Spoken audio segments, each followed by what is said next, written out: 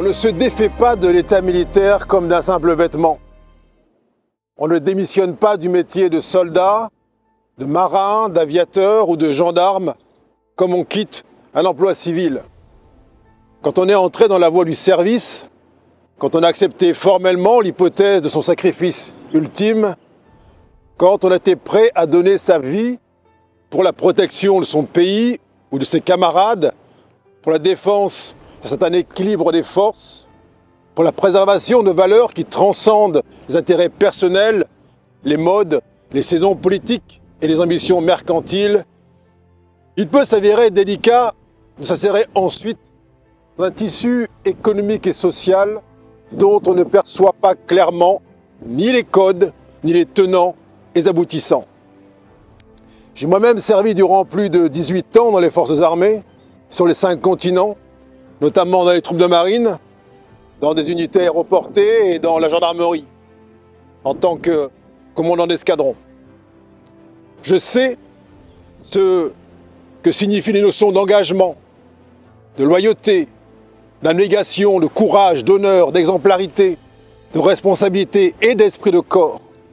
Si, pour tout militaire, ces valeurs sont un tronc commun, un socle, elles peuvent parfois sembler en grand décalage avec la versatilité, l'opportunisme et l'individualisme qu'on peut observer dans certains secteurs de la vie civile ou du moins du marché de l'emploi.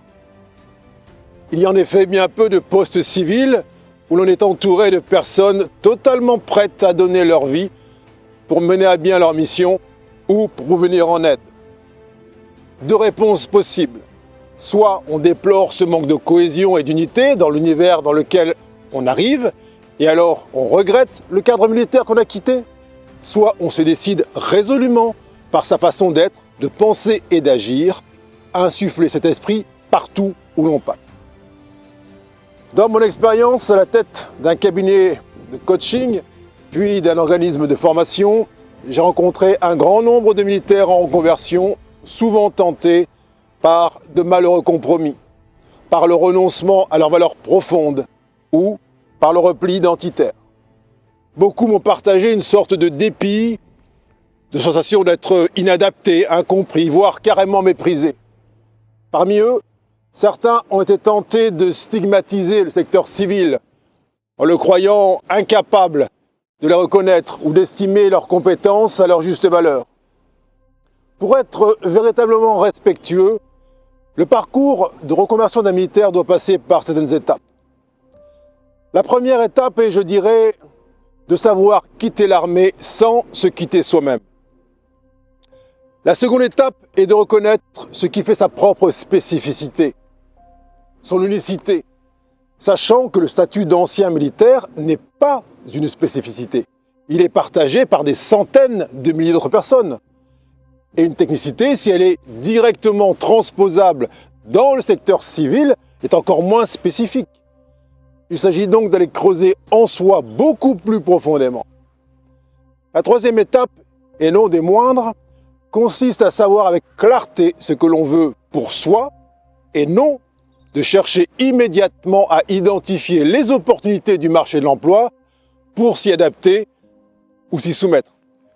Enfin, il est question d'élaborer un plan d'action, comme pour toute mission opérationnelle, par le biais d'une méthode de raisonnement tactique qui appréhende l'ensemble des forces en présence. Par forces en présence, j'entends, pour le militaire bien sûr, ses aptitudes et talents, mais aussi et surtout ses mécanismes inconscients, ses résistances psychiques, ses croyances erronées et certaines programmations neuronales très particulières dont il ignore souvent la présence et les effets. Postuler un emploi civil sans se plier à cet état des lieux à la fois pragmatique et exhaustif serait comme partir en mission sans soutien logistique ni liaison radio. Au sein de What We Are, l'accompagnement des militaires en instance de départ ou en reconversion permet de les aider à prendre pleinement conscience des vertus et qualités qu'ils ont développées, à les inscrire dans une perspective professionnelle cohérente, pouvant d'ailleurs s'avérer tout à fait éloignée des secteurs d'activité communément pressentis ou rejoints, sécurité, logistique, gestion des risques, etc. Mais l'accompagnement de What We Are, pour les militaires, c'est avant tout une méthodologie éprouvée, guidant vers la connaissance de soi. Cette connaissance se doit d'être distincte des expériences militaires, marquées par la confrontation quasi permanente à des menaces de haute intensité, car elles peuvent avoir altéré certains rapports à soi-même et au monde. Et afin de couvrir l'ensemble du spectre des expériences passées et à venir des militaires en reconversion, j'ai décidé de concevoir et de co-animer cet accompagnement avec Olivier Crozetta. Après un parcours d'officier supérieur marqué et par l'action et les responsabilités, principalement au sein des unités spéciales, Légion étrangère, service action de la DGSE, puis forces spéciales, Olivier Crozetta a choisi en 2006 de relever le défi d'une nouvelle carrière en entreprise. Il a notamment occupé des fonctions de direction générale au sein de grands groupes, avant de fonder un cabinet spécialisé dans l'amélioration de l'efficacité collective et dans l'accompagnement de démarches de transformation.